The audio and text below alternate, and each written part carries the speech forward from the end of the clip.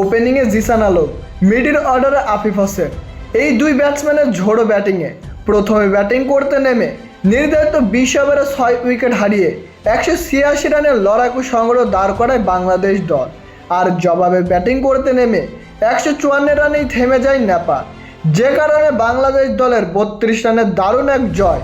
প্রথম ম্যাচে হারলেও নেপালের বিপক্ষে ঘুরে দাঁড়িয়েছে বাংলাদেশ দল।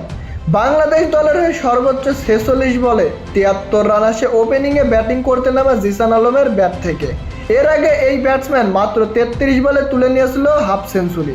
এরপর খেলেছেন দারুণ একটি ইনিংস।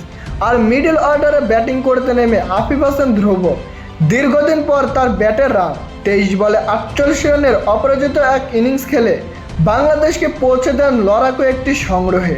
জবাবে ব্যাটিং করতে নামলে মাত্র 86 রানের মধ্যে নেপাল হারিয়ে ফেলে 5 উইকেট এবং শেষ পর্যন্ত তারা থেমে যায় 154 রানে। আশা করছি বাংলাদেশ এ দলের এই জয় ধারাবাহিকভাবে থাকবে এবং টপ অ্যান্ড টি-20 চ্যাম্পিয়ন্স হবে নুরুল হাসান সোহানের দল।